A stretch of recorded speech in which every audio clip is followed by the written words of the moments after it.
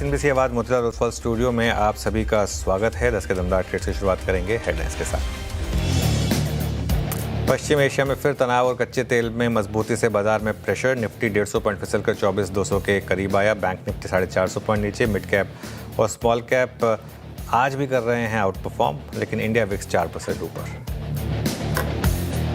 आज के big stocks spotlight और चार्ट जीपीटी पड़े सटीक। अच्छे नतीजों से करीब 2% चढ़ा पिडिलाइट। साथ ही डाबर और वी मार्ट में तेजी कायम, लेकिन कमजोर रिजल्ट से 5% फिसला ब्रिटानिया। शेयर बना आज का एक्सीडेंट ऑफ द डे। उधर स्पॉटलाइट मैनकाइंड में भी मजबूती कायम। वहीं मजबूत चार्ट्स के चलते समुद्र मदसन में खरीदारी और कमजोर चार्ट से केपीआईटी और ब्लू स्टार में बिकवाली कायम। ऑयल एंड गैस, एनबीएफसी और सरकारी बैंकों में सबसे ज़्यादा दबाव। तीनों सेक्टर इंडेक्स करीब 1% नीचे। साथ ही मेटल्स और रियल्टी में भी नरमी। वहीं दूसरी ओर आईटी, डिफेंस और कैपिटल मार्केट्स में हल्की खरीदारी। और चौथी तिमाही में नतीजों के बाद करीब 9% दौड़ा थर्मेक्स। चौथी तिमाही में कंपनी के मुनाफे में करीब 19% का उछाल। साथ ही बायोकॉन में भी करीब 2% की मजबूती, लेकिन कमजोर रिजल्ट से फिसला एमजीएल।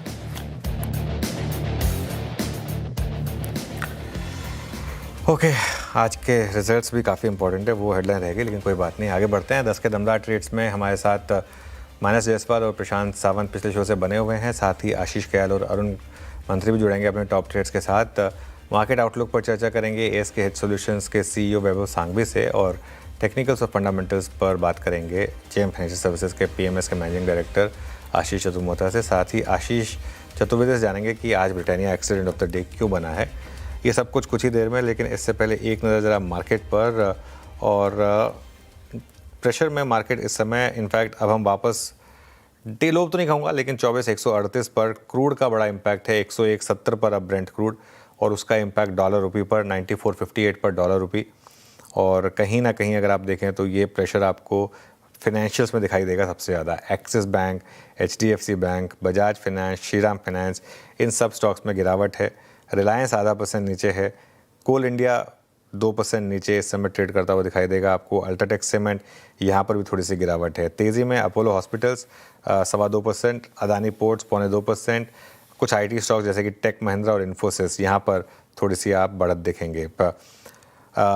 एक लिस्टिंग होनी है आज किश्त की, होने वाली है वो, उस पर भी नज़र रहेगी। और 191 यानी करीब 12% ऊपर लिस्ट हुआ है, तो ठीक है। ऑन EMI, टेक और किश्त इसका सिंबल है, तो उस हिसाब से यहाँ पर एक लिस्टिंग होती हुई। इसके अलावा क्या है, नुवामा वेल्थ 8% ऊपर, F&O का टॉप गेनर। कोफोज 3.5% ऊपर। लगातार शानदार नंबर्स के बाद वन वे रैली है कोफोज में आज भी। मैनकाइंड 2.5% ऊपर। Godfrey Phillips, MCX, PNB housing, यहाँ पर रैली है, लेकिन ख़राब नंबर से ब्रिटानिया 4.5% नीचे। हिटाची 2.5% नीचे है। और लुपिन भी अगर आप देखें, हालांकि लुपिन के नंबर्स अच्छे थे, लेकिन लुपिन के नंबर्स में कई बार ये होता है कि एक रिस्क रहता है कि ये ब्लॉकबस्टर प्रोडक्ट्स कहीं मैच्योर तो नहीं हो रहे हैं, और इस वजह से आज इसको बिग स्टॉक में हमने लिया भी नहीं था, क्योंकि थोड़ा सा एक रिस्क था। 1.5% नीचे इस समय आपको लुपिन ट्रेड करता हुआ दिखाई देगा। बिल्कुल, ये थी अब तक के बाजार की समरी। अब एक काम करते हैं और ट्रेड्स पिक करते हैं। मानस जी और प्रशांत जी पिछले कार्यक्रम से इस कार्यक्रम में भी शिरकत करेंगे। फ्रेश पर्सपेक्टिव लेके आशीष कयाल और अरुण जी जुड़े हैं। आप सभी को नमस्कार, कार्यक्रम में स्वागत है। अरुण, आपके दो इस वक्त की ट्रेड्स क्या होंगे? जी वीरेंद्र जी, गुड मॉर्निंग। वीरेंद्र जी, काफी स्टॉक्स में अच्छा मोमेंटम है, तो आरबीएल बैंक में खरीदारी की सलाह रहेगी। 346 347 के आसपास चल रहा है। एक ब्रेकआउट कल के सेशन में देखने को मिला है। 341 का स्टॉप लॉस रहेगा, और 362 तक के पोजिशनल टारगेट्स आरबीएल बैंक में आ सकते हैं। और वीरेंद्र जी, दूसरा स्टॉक हीरो मोटो है। हीरो मोटो में अच्छा ओआई का एडिशन है। सेकंड इंट्राडे चार्ट पे ब्रेकआउट भी देखने को मिल रहा है, तो हीरो मोटो को खरीदने की सलाह रहेगी। 5321 का स्टॉप लॉस रहेगा, और 5498 तक के टारगेट। ओके, चलिए, तो ये हो गई अरुण जी की ट्रेड्स इस समय की। आशीष जी, गुड मॉर्निंग, आपकी दो ट्रेड्स। Good morning. देखिए, पहली ट्रेड होगी भारत फॉर्ज पे। कल ये स्टॉक ने बहुत स्ट्रॉन्ग ब्रेकआउट दिया था वॉल्यूम्स के साथ। आज कंटिन्यूएशन रह सकता है यहाँ से, और मेरे ख्याल से कोई भी डिप मिलती है तो यहाँ पर भारत फोर्ज को बाय करना चाहिए। ऊपर में जो टारगेट है वो है 2135 के, और स्टॉप लॉस 1965 का लगाना होगा। दूसरा जो स्टॉक है बाई साइड पे वो है उनो मिंडा। यहाँ पर ये स्टॉक अपना प्रीवियस स्विंग हाई निकालने के लेवल पर जस्ट है। हो सकता है यहाँ ब्रेकआउट मिले तो बहुत अच्छा मोमेंटम बन जाए, तो उनो मिंडा पे लॉन्ग पोजीशंस क्रिएट की जा सकती है। स्टॉप लॉस लगाना होगा 1123 का, और टारगेट है 1220 का। ओके, आशीष जी के 2 ट्रेड्स, मिंदा करीब करीब 1160 पे। प्रशांत, आपके 2 ट्रेड्स। तो वीर जी यहाँ पे मेरा जो फर्स्ट पिक है वो होगा बर्जर पेंट्स, करीब एक 200 दिनों के एवरेज के ऊपर क्लियर एंड क्रिस्प ब्रेकआउट नजर आ रहा है। 505 के आसपास ट्रेड कर रहा है। मैं स्टॉप लॉस रखूंगा 498 498। टारगेट मुझे लग रहा है 525 520, ये जोन्स नजर आ सकते हैं। नेक्स्ट पिक होगा कोलपाल। यहाँ पे कंसोलिडेशन नजर आ रहा है, प्राइस एक्सेप्टेंस नजर आ रहा है। तो यहाँ मैं स्टॉप लॉस रखूंगा 2145 2145। मुझे लग रहा है हम 2200 2210 2200 2210 इस जोन तक जा सकते हैं। चलिए अब मानस जी के पास चला जाए, उनकी भी ट्रेड्स ले लेते हैं। मानस जी बताइए आपकी 2 ट्रेड्स। तो देखिए, पहला रिकमेंडेशन पीएनबी हाउसिंग है अनुज जी। यहाँ पर एक फ्लैग पैटर्न का ब्रेकआउट है पीएनबी हाउसिंग में। तो यहाँ पर करंट लेवल्स पे खरीदारी करनी है। 1054 का आपको स्टॉप लॉस लगाना है और 1115 के टारगेट सेट करने हैं। ये कैश लेवल्स है।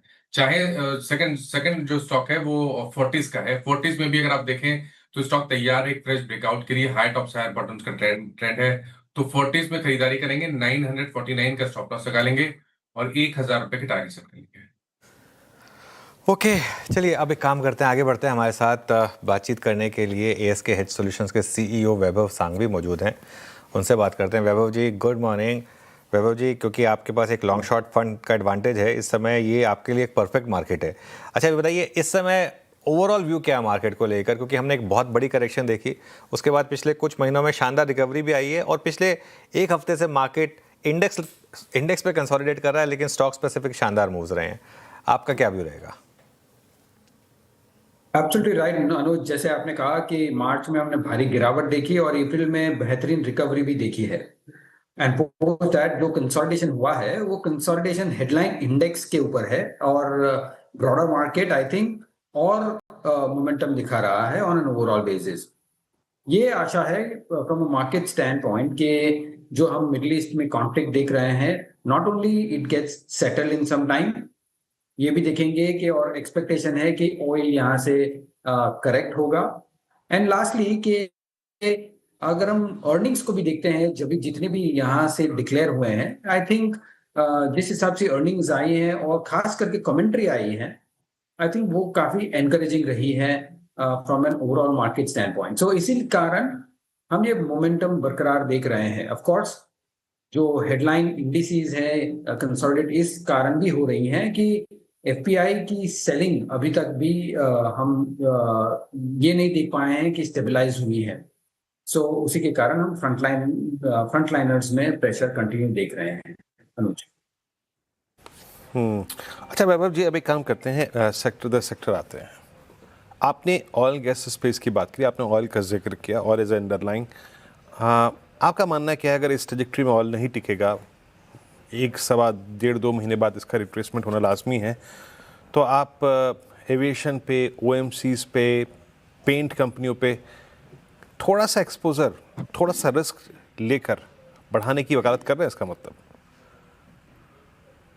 ऑफ कोर्स आई थिंक अगर हम देखें कि ये जो भी क्रूड इन्फेक्टेड सेक्टर्स हुए हैं at least for the last 2 months, और साथों साथ क्वार्टरली रिजल्ट्स भी डिसेंट आए हैं अलॉन्ग विद कमेंट्री के हमने प्राइस इंक्रीज करी है हमारे प्रोडक्ट्स में और हमें लगता है कि ये सस्टेनेबल है और ये हमारी मार्जिन को डेंट नहीं करेगी आगे जाके, even if the crude stays at here.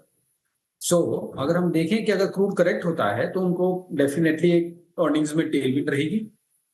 Secondly from an OMCs company, जैसे आपने कहा, हमें लगता है कि इधर we have to probably increase the prices of the fuel, और अगर क्रूड नीचे आता है तो वैसे ही वो बेनिफिशियरी होंगे। सो अगर रिस्क रिवॉर्ड के हिसाब से अगर हम देखें तो ओएमसीज आफ्टर काफी दूसरे जो ऊपर से पिटे हुए हैं, I think at some point in time ये थोड़े अट्रैक्टिव बन सकते हैं। बट ऑफ कोर्स ये ध्यान में सिर्फ रखना चाहिए कि ये काफी वॉलेटाइल रहेगा और इवेंट ड्रिवन रहेगा। सो ये ध्यान में रख के ही ट्रेड करे, ऐसी सलाह रहेगी। ओके, बिल्कुल, ये ध्यान में रखना बहुत ज़रूरी होगा।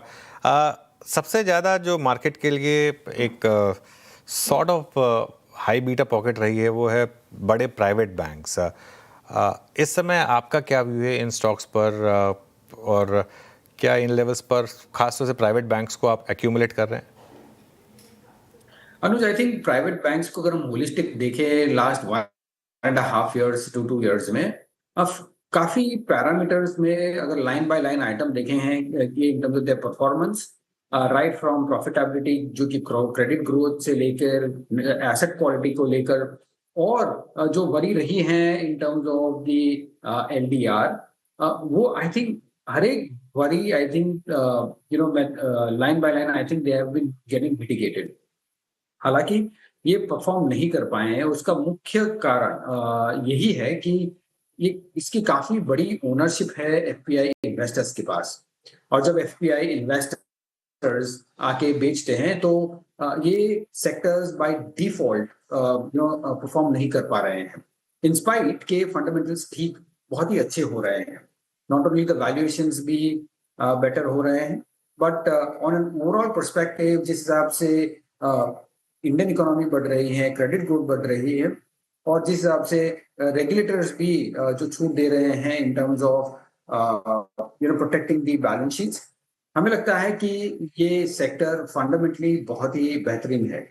जस्ट कि उसका टाइमिंग थोड़ा डिफिकल्ट है, और प्रॉबेबली कि ये कॉल लेना बहुत ही मुश्किल भी रहेगा कि कब एफपीआईज यहाँ से टर्न होंगे, प्योरली बिकॉज जो एआई ट्रेड ग्लोबली बैठ रहा है वो I think still continues. Okay, अच्छा वैभव जी, मैंने आपसे क्रूड एज अंडरलाइन और उसका दशा दिशा और उसके अंतर्गत अपने पोर्टफोलियो में क्या बदलाव करने चाहिए उस पर बातचीत करें, लेकिन इसमें ये कोई राय नहीं है कि ये ऑयल शॉक और ये लगभग मार्च अप्रैल का महीना बाजार को एक सीख दे गया। बाजार ने एनर्जी स्टॉक्स पे, पावर स्टॉक्स पे थोड़ा सा शफल किया है ना, ये क्या सीख दे के गया, या फिर एटलीस्ट आपके पोर्टफोलियो में इनका स्पेस थोड़ा सा बड़ा होना चाहिए आने वाले समय के लिए? क्या ये धारणा सही है? क्या पावर स्टॉक्स पे, वैकल्पिक ऊर्जा वाले सेगमेंट पे, इथेनॉल स्टोरी पे, ईवी स्टोरी पे थोड़ा सा अपने पोर्टफोलियो को स्पेस और देना पड़ेगा क्या आपको? आपका व्यू क्या है इस पे? वीरेंद्र, सही बात कही आपने। एक्चुअली अगर हम देखें कि वैकल्पिक ऊर्जा या एनर्जी सेक्टर जो कि पावर स्टॉक्स है, काफी अच्छी दौर से गुजर रहे हैं, इन द सेंस के फ्रॉम वैल्यूएशन पर्सपेक्टिव ये लॉन्गर टर्म एवरेज के करीबन है, बट अगर हम बिजनेस की बात करते हैं तो एक बड़ी डेटा सेंटर अपॉर्चुनिटी भी दिख रही है यहाँ पे। Not only data centre opportunity दिख रही है, अगर हम स्ट्रॉन्गर समर्स की भी बात करते हैं तो जनरली पीक डिमांड भी काफी बढ़ रही है। साथों साथ जिस हिसाब से हमने गवर्नमेंट की पॉलिसी देखी है for the next 10 year in terms of transmission पे कितना फोकस रहेगा उनका, हमें लगता है कि overall power and power ancillary sectors में आई थिंक ये मोमेंटम कंटिन्यू रहेगा। ये एक इंडिया फिनोमिनन सिर्फ नहीं है, अगर हम ग्लोबल इकोनॉमीज में देख रहे हैं तो I think power companies, utility companies में काफी इंटरेस्ट आ रहा है। So incremental tailwind from data centres, stronger fundamentals, और अक्रॉस दी रिन्यूएबल एनर्जी और ट्रेडिशनल एनर्जी जिस हिसाब से एक्सपेंशन हो रही है, हमें लगता है कि ये सेक्टर इट्स नॉट दैट कि ये फास्ट मूविंग सेक्टर रहेगा, but from a gradual perspective I think ये परफॉर्म करते रहेगा। वैभव जी, एक सबसे ज़्यादा पैसा बना है इस पूरे दौर में कैपिटल मार्केट थीम में। आई मीन 40-40, 50-50% स्टॉक्स भागे हैं इस रिकवरी में, खासतौर से बीएसई जैसे स्टॉक्स, नुवामा में शानदार मूव है। अब सभी मतलब पूरी की पूरी ये इकोसिस्टम ज़बरदस्त मूव डिलीवर कर रही है। आपके पोर्टफोलियो में है क्या यहाँ से रिलेटेड स्टॉक्स, और विद इन कैपिटल मार्केट्स कौन सी सब थीम ज़्यादा बेटर होंगी? नहीं Anuj, I think you are right. I think capital market stocks have done well. See अगर ट्रेडिशनल थिंकिंग की बात करते हैं और जो 20-25 साल से अगर या ज्यादा साल से मार्केट्स को ट्रैक कर रहे हैं, हमें हमेशा लगता था कि capital market stocks are very cyclical in some sense, और इसी के कारण हम वैल्यूएशंस इतने बड़े नहीं देते थे, जनरली असाइन नहीं करते थे। हालांकि what the difference has been कि से फॉर एग्जांपल जो डीमैट अकाउंट की बात करते हैं, तो डीमैट अकाउंट जब हम 3-4 साल के पहले देखते हैं तो करीबन 3-4 करोड़ डीमैट अकाउंट से आज वो 17 करोड़ 18 करोड़ डीमैट अकाउंट है। नाउ वो पूरा बेस बदल चुका है, the participation from this whole industry has change, और इसी के कारण हमें लगता है कि जो वैल्यूएशंस जो हम ट्रेडिशनली असाइन करते थे, आई थिंक उसमें एक कारण बनता है कि हम उसे रिवैल्यूएट करें। हालांकि अगर capital markets as a theme की बात करते हैं, राइट फ्रॉम ब्रोकिंग की बात करते हैं टू डिपॉजिटरीज की बात करते हैं, एएमसीज कंपनीज की बात करते हैं, I think across the board I think opportunities काफी अच्छी है। और हमारा फोकस यही है कि जो प्लेयर, जो कंपनी टेक्नोलॉजिकली फार एडवांस्ड है in terms of consumer interface, हमें लगता है कि वो बेहतरीन प्रोग्रेस करते रहेगा over the next foreseeable future, at least in the next couple of years. So ये सेगमेंट में काम करना बनता है, और उसमें से छांट कर पोर्टफोलियो में क्या रखना चाहिए वो अपने इवैल्यूएशन पर डिपेंड करेगा। अच्छा, अब आते हैं थोड़ा सा डिफेंसिव स्पेस पे। हालांकि हमने काफ़ी हद तक क्रूड से बच के चलना है अगर हमें, तो उस पर हमने बात भी की, हमने वैकल्पिक ऊर्जा की बात करी। बट कभी भी किसी क्षेत्र में जब वैभव जी बहुत बड़ी कोई मेगा डील होती है, मैंने एक्टिविटी, तो वो सेक्टर थोड़ा सा ना बाजार का अट्रैक्शन खींचता है। सन फार्मा ऑर्गेनन की जो डील थी, उसके बाद इस सेक्टर पे आपका व्यू क्या है? ऐसे ही कुछ समय पहले एनबीएफसीज में हुई थी श्रीराम फाइनेंस की डील। फार्मा में आपका रुझान किस तरफ ज़्यादा अच्छा है? और फार्मा के साथ में थोड़ा सा एडिशन उसमें हेल्थ केयर का कर देता हूँ, उसमें मैं हॉस्पिटल स्टॉक्स का भी एक अगर जोड़ दूँ, यहाँ पे आपका व्यू क्या कहता है इस वक्त? अगर हम पूरे फार्मा सेक्टर और फार्मा एंड हेल्थ केयर को देखते हैं तो टू बिगेस्ट बेनिफिट और टू बिगेस्ट डेल्टा जिसने प्रोवाइड किया हुआ है लास्ट फ्यू क्वार्टर से has been the hospital space and the diagnostic space. अगर हम डायग्नोस्टिक स्पेस में देखते हैं तो कंपटीशन कम हो रही है, प्राइसेस स्टेबलाइज हो रही है टेस्ट के, और वो पूरा रिफ्लेक्शन हो रहा है from their profitability perspective as well. On the pharma, traditional pharma अगर हम बात करते हैं, both on the generic US generic side and the local pharma companies, हमें लगता है कि स्टिल रेवलिमेट का pressure as a drug I think continued रहेगा at least in the performance for this year. अब आप उसको कैसे डिस्काउंट कर पाए, it's a very tricky one, but I think वो सेक्टर हमें रिलेटिव बेसिस पे with in the pharma and the health care, वो सेगमेंट हमें लगता है कि ये रिलेटिव अंडर परफॉर्मर रह सकता है as compare to the local pharma exposure और हेल्थ केयर में डायग्नोस्टिक्स एंड हॉस्पिटल्स। सो काफी बॉटम अप ड्रिवन रहेगा ये सेक्टर, और हमें हमारा बिलीफ हमेशा यही रहा है कि ये sector generally bottom up opportunities अच्छी थ्रो करते हैं। सो उसी के नजरिए से देखना चाहिए। चलिए, एक आखिरी सवाल मेरी तरफ से पॉसिबली, कोई और बड़ी थीम्स या स्टॉक्स जो आपने आइडेंटिफाई किए हो रिसेंटली जहां इन्वेस्टमेंट किया हो? अनुज, आई थिंक जिस हिसाब से डेटा सेंटर्स की कैपेसिटीज बढ़ रही है और जिस हिसाब से प्लान्स आ रहे हैं, हमें लगता है कि जो करंटली करीबन 1.5 गीगावाट है, उसके प्लान्स है 11-12 गीगावाट जाने के लिए बाय FY 2030। हमें लगता है तो पूरा supply chain with respect to data centres, including I would say diesel gen sets और probably switch gear equipments, transmission, chillers, cooling equipments, ये पूरी सप्लाई चेन हमें लगता है कि एक अच्छी थीम बन सकती है। ऑफ कोर्स ये काफी परफॉर्म किए हुए हैं स्टॉक्स, तो probably we'll wait for some correction or retracement to look at it. And secondly is the CDMO theme from an overall longer term standpoint. So ये दो themes हमें लगता है कि ये बड़ी niche theme है और from a longer term perspective merit बनती है। मेरा भी आखिरी प्रश्न वैभव जी आपसे, यहाँ पे हमने लगभग सभी सेक्टर्स को यहाँ पे कंप्लीट कर लिया, लेकिन commodities, metals, ferrous, non ferrous, और मैं आपसे अभी भी बात जब कर रहा हूँ तो आप ये देखिए ना कि निफ्टी मेटल इंडेक्स अपने करियर हाइस पे, ऑल टाइम हाइस पे ट्रेड कर रहा है। मेरे पोर्टफोलियो में अगर मान लीजिए 2 या 3 मेटल स्टॉक्स भी हैं, उनमें मैं पैसा, they are among the best performers, है ना, वो आपके पोर्टफोलियो को सबसे बड़ा एक सपोर्ट दे रहे हैं। क्या करना चाहिए? अभी रखें, उसको होल्ड करें?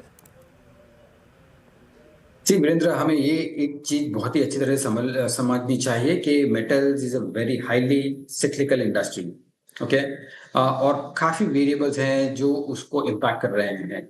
अगर हम फेरस की बात करें, नॉन फेरस की बात करें, फेरस में तो काफी अच्छी तरह से प्रोटेक्शन है in terms of the prices, and at the same time from non ferrous perspective जिस हिसाब से LME प्राइजेस है काफी स्ट्रॉन्ग, हमें लगता है at least in the shorter term ये मोमेंटम बरकरार रहेगा।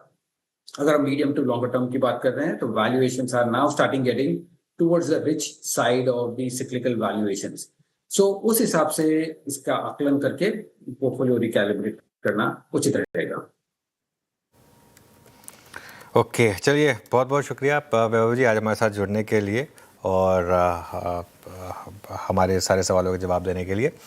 अब आगे बढ़ते हैं, आज के एक्सीडेंट ऑफ द डे की बात करते हैं। हालांकि कौन कॉल चल रही है उसकी कुछ फ्लैशेस आप कुछ ही देर में देखेंगे स्क्रीन पर। ब्रिटानिया क्यों है इसमें आज प्रेशर, आशीष से समझ लेते हैं। आशीष बताइए। सर थोड़ी सी गिरावट स्टॉक में देखने को मिली थी, लगभग 5% नीचे था, लेकिन अब आप देखें तो 1.5% के आसपास की रिकवरी देखने को मिल रही है। कॉन्फ्रेंस कॉल अभी फिलहाल के लिए चल रहा है और इसमें सबसे बड़ा टेक अवे अभी तक जो निकल कर आया ये है कि Q1 से आप देखें तो ये एक प्राइस हाइक की तैयारी यहाँ पर करते हुए नजर आ सकते हैं। लेकिन पहले नंबर्स मैं आपके सामने रख देता हूँ। नंबर्स बेहद कमज़ोर साइड पर देखने को मिले और दरअसल अगर आप देखें तो जो रेवेन्यू में ग्रोथ आई है ये एस्टिमेट से काफ़ी ज़्यादा कम है। इनफैक्ट अगर आप देखें तो जो मुनाफे का आंकड़ा आपको थोड़ा सा इन्फ्लेटेड, थोड़ा सा बढ़ा हुआ नजर आएगा। इसके पीछे कारण ये कि जो इफेक्टिव टैक्स रेट है ये इस तिमाही में पिछले साल के मुकाबले काफ़ी कम देखने को मिला, जो कि पिछले साल तकरीबन 26% था, इस बार 13.5% के आसपास देखने को मिला है। तो इसके चलते क्योंकि टैक्स खर्च कम हुआ है तो आपकी बॉटम लाइन थोड़ी सी इंप्रूव हो जाती है। लेकिन बाकी आप देखें तो कमेंट्री के लिहाज से मैनेजमेंट ये कह रहा था कि जो वेस्ट एशिया का तनाव है इससे इनके सप्लाई चेन पर कंटेनर अवेलेबिलिटी के चलते जो इंटरनेशनल बिजनेस है यहाँ पर आपको एक इम्पैक्ट देखने को मिला। अब बात करते हैं मार्जिन की, तो क्योंकि 10-15 मिनट पहले इनका इन्वेस्टर प्रेजेंटेशन अपलोड हुआ है जहाँ पर ये बता रहे हैं कि थोड़ा सा इनपुट कॉस्ट इन्फ्लेशन है, मिल्क की कीमतें हैं, कोकोआ के प्राइसेस हैं और भी बहुत सारे पैरामीटर्स हैं, तो उसका एक इम्पैक्ट यहाँ पर देखने को मिला। एबिटा मार्जिन आए 18.2% के, जो कि आप देखें तो पिछले साल के मुकाबले 20 बेसिस पॉइंट और सीक्वेंशियल तौर पर 186 बेसिस पॉइंट की गिरावट यहाँ पर आपको देखने को मिली है। लेकिन स्टॉक में जो स्लाइट रिकवरी आपको देखने को मिल रही है उसमें ये चलते कह रहे हैं कि भारतीय ऑपरेशंस काफ़ी मजबूत है। थोड़ी सी दिक्कतें हैं लेकिन Q1 से ये प्राइस हाइक कर सकते हैं, शायद यही मार्केट को पसंद आया और स्लाइट रिकवरी भी, लेकिन as of now it's an accident of the day. और क्या रहा इसके अगर आप देखें आज के गिरने का कारण आशीष ने बखूबी समझाया। आशीष बहुत बहुत शुक्रिया आपका। आशीष हमारे इतने आशीष की बहुतायत है कि पूछे मत। एक आशीष गए, एक अभी आए और एक गए, अब एक और आशीष आ गए। आशीष नमस्कार। आशीष, अर्निंग सीजन आपका जारी है और ये अर्निंग सीजन एक बात तो कह रहा है कि बाजार अच्छी अर्निंग्स पर बहुत अच्छा कन्विक्शन दे रहा है। खुल के अगर आप देखें तो बाइंग है अच्छे स्टॉक्स पे, अच्छे नंबर्स पे। आप इनफैक्ट द वीकेस्ट स्पेस आप कोफोज को देखिए ना। कल अर्निंग्स पे हमारी बात भी हो रही थी इनके प्रमुख से, स्ट्रॉन्ग कन्विक्शन था उनका, तो बाजार कन्विक्शन दिखा रहा है अच्छे नंबर्स पे। आपका टेक क्या, आपकी प्रिफर्ड लिस्ट और इस अर्निंग सीजन का जो आपका क्रक्स है वो क्या है अब तक का? Very good morning Virendra, good morning Anuj. तो देखिए अर्निंग सीजन डेफिनेटली काफी जो मिड कैप कंपनीज है, स्मॉल कैप कंपनीज है, वहां पे हमने देखा है 30-35% की भी ग्रोथ हमें देखने को नजर आई है। और मेरा ये मानना है कि ये कंपनीज काफी बेहतरीन परफॉर्मेंस कर रही है। चाहे कैपिटल गुड्स स्पेस में आप देखिए सीजी पावर जैसी कंपनी, थर्मैक्स, जी Vernova, Hitachi energy, siemens energy, इन सभी के आप नंबर्स देखेंगे तो बहुत ही स्ट्रॉन्ग ऑर्डर बुक और एक स्ट्रॉन्ग रेवेन्यू विजिबिलिटी हमें देखने को मिल रही है। साथ ही साथ डिस्पाइट जो रॉ मटेरियल वोलेटिलिटी हमें देखने को मिली उसके बावजूद भी आप देखिए पॉलीकैब ने मार्जिन में कोई डिसअपॉइंटमेंट नहीं दिया। और जो उसने जनवरी फरवरी में ही सारी जो रॉ मटेरियल हाई की जो इम्पैक्ट आया था उसको पास ऑन कर पाया और क्लियरली मार्केट शेयर भी गेन किया। तो ये इम्पैक्ट आपको देखिए पॉलीकैब, आरआर काबिल के स्टॉक्स में देखने को नजर आया जो कि अपने सेगमेंट के लीडर्स हैं। वहीं अगर से आप कैपिटल मार्केट्स में देखें तो एंजल वन, बीएससी, इनके जो नंबर्स आए वो बहुत ही ज्यादा इंकरेजिंग रहे। और आप देखेंगे कि एंजल वन ने ऐसे माहौल में भी 41% का मार्जिन बनाया और आप देखेंगे एवरेज डेली टर्नओवर भी इनका काफी अच्छा रहा। तो इसका मतलब एक डल मार्केट में भी ये कंटिन्यूअसली अपना मार्केट शेयर बनाए रखे और वॉल्यूम्स में कोई कमी देखने को नजर नहीं आई। तो ये क्लियर एक इंडिकेशन है कि कहीं ना कहीं अंडर करंट मार्केट का काफी स्ट्रांग है। और जिस तरह से जीएसटी कट या इनकम टैक्स रेशनलाइजेशन हुआ प्लस रूरल इकोनॉमी का पिकअप हुआ, आप देखिए ऑटो के नंबर्स, एसयूवी सेगमेंट की जो ग्रोथ आई, ट्रैक्टर सेगमेंट में जो ग्रोथ आई वो बहुत इंकरेजिंग रही। तो ये मैं कह सकता हूं कि बाजार में एक वेल डाइवर्सिफाइड आपको ग्रोथ देखने को नजर आ रही है। बट एक चीज जरूर है कि बाजार में जो इंटरेस्ट है वो इस समय पे स्मॉल और मिड कैप स्पेस पे ज्यादा इंटरेस्ट बना हुआ है। लार्ज कैप कहीं ना कहीं अंडर परफॉर्म कर रहे हैं और अभी ऐसे कोई कारण नहीं नजर आ रहे जहां हम ये कह सके कि इमीडिएटली लार्ज कैप में री-रेटिंग होगी। तो मेरे हिसाब से ट्रेंड स्मॉल मिड कैप का बरकरार रहेगा। आशीष, गुड मॉर्निंग। तो आपके रेडार पर कौन से स्टॉक्स होंगे जो इन लेवल्स पर इन्वेस्टमेंट के लिए हिसाब से सही रहेंगे?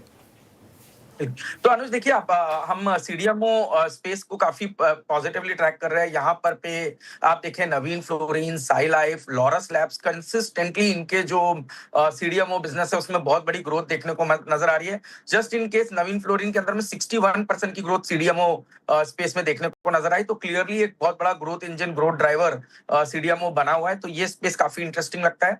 कैपिटल मार्केट्स में हम कंसिस्टेंटली बीएससी, एमसीएक्स और एंजल वन जैसे स्टॉक्स को बेट कर रहे हैं। खासतौर पर एंजल वन एक रीसेंट पिक हमारी बनी हुई है और हमें लगता है कि बहुत ही अच्छा एक वैल्यूएशन गैप आप देखिए जहां पे ग्रो का मार्केट कैप 1,20,30,000 करोड़ के ऊपर है। Angel one is trading somewhere around 30,000 crore market cap. तो ये एक मुझे लगता है री रेटिंग का बड़ा कैंडिडेट बन सकता है। एआई, डेटा सेंटर, एनर्जी और कैपिटल गुड्स, ये जो चार एक सब सेगमेंट या इसको एक पूरा ब्रॉड कैपिटल गुड्स का सेगमेंट कहे, इसमें मुझे लगता है कि काफी अच्छी बढ़त रहेगी। तो थर्मेक्स की हमने पहले भी आपके शो पे चर्चा की थी, सीजी पावर की चर्चा की थी, सीमेंस एनर्जी हमें काफी अच्छा लगता है। तो ये कुछ स्टॉक्स हैं जो कैपिटल गुड्स स्पेस में हमें काफी प्रॉमिसिंग नजर आ रहे हैं। आशीष, ये वाइट गुड कंपनियों के लिए ये पूरा का पूरा सीजन कंप्लीट वॉश आउट है। पहले भी अगर आप देखिए इनकी अर्निंग्स अच्छी नहीं थी, बट ये सीज़न में सेंट्रल इंडिया, नॉर्थ इंडिया में तो specially north India, Delhi NCR, यहाँ तो मेरे ख्याल से हार्डली 10 दिन हीट वेव रही थी। आपकी राय क्या होगी ऐसे में, जब एक बहुत ही आपके पूरे साल का सबसे अच्छा टाइम वो वॉश आउट हो जाए आपके पोर्टफोलियो में? अगर ये स्टॉक्स हैं तो उनके साथ करना क्या चाहिए इस वक्त? तो वीरेंद्र, हमने इस स्पेस से अभी थोड़ी दूरी बनाए रखी। इनफैक्ट इसको हम प्ले कर रहे थे ईएमएस के through, electronic manufacturing services space के थ्रू, और वहां हमने हमेशा कहा है सिरमा हमारी एक टॉप पिक रही है और अभी भी हम उसको बेट कर रहे हैं। दूसरा जो स्टॉक हमें पसंद है इसी स्पेस से वो है Amber, which is a proxy to play the entire आपका व्हाइट गुड सेगमेंट या एसी सेगमेंट की रिकवरी के लिए। बट साथ ही साथ पीसीबी के अंदर में भी एम्बर ने अपनी एंट्री ली है। तो हम इस कारण से हमेशा एम्बर और सिरमा इन दो स्टॉक्स को बेट करते रहे। हमने थोड़ा हम अभी अवॉइड करते रहे वोल्टास जैसे स्टॉक को, क्योंकि यहाँ पर जैसे आपने बिल्कुल सही कहा, एक तो ये सबसे इंपॉर्टेंट क्वार्टर था और इस क्वार्टर में जहां पे इतनी स्ट्रॉन्ग हीट वेव के बावजूद भी आप देखें एक तो रॉ मटेरियल की भी वोलेटिलिटी आ गई और साथ में वॉल्यूम में भी बहुत बड़ा पिकअप नहीं देखने को नजर आया। तो उसका एक शॉर्ट टर्म इम्पैक्ट देखने को नजर आएगा। तो हमें लगता है कि इस स्पेस से, एफएमसीजी स्पेस से हम थोड़ी अभी दूरी बनाए रखे हुए हैं। ऑलराइट, बहुत बहुत शुक्रिया आशीष आज हमारे साथ जुड़ने के लिए और इन सब स्टॉक्स पर बात करने के लिए। मार्केट में रिकवरी है, हालांकि कितनी सस्टेनेबल है अभी थोड़ा सा डाउटफुल है, लेकिन हम ऑलमोस्ट डे हाई की तरफ बढ़ रहे हैं। थोड़ा सा अगर और जोर लगाएं और इस डे हाई को निकाल पाएं तो शायद थोड़ा कॉन्फिडेंस बढ़े। बैंक निफ्टी अभी भी अंडर परफॉर्म कर रहा है, लेकिन यहाँ पर भी लोअर लेवल से रिकवरी है और अभी भी हम 55,500 के नीचे नहीं गए हैं, जो कि एक हमारा स्टॉप लॉस था। और मिड कैप में फिर आउट परफॉर्मेंस है, एडवांस डिक्लाइन फिर रीजनेबल है, ऑलमोस्ट 1:1 का। तो ऐसा कोई डिजास्टर्स सेशन नहीं है अगर अभी तक आप देखें तो। मैंने मिड कैप और एडवांस डिक्लाइन दिखा दीजिए एक बार जरा। तो ठीक है, अब लेट्स सी, काफ़ी लंबा दिन पड़ा है अभी, फ्राइडे भी है तो वीकेंड का फैक्टर भी रहेगा। इस शो को समेट रहे हैं, इसके बाद श्रेया और कंचन के साथ देखिए ट्रेडर्स हॉटलाइन।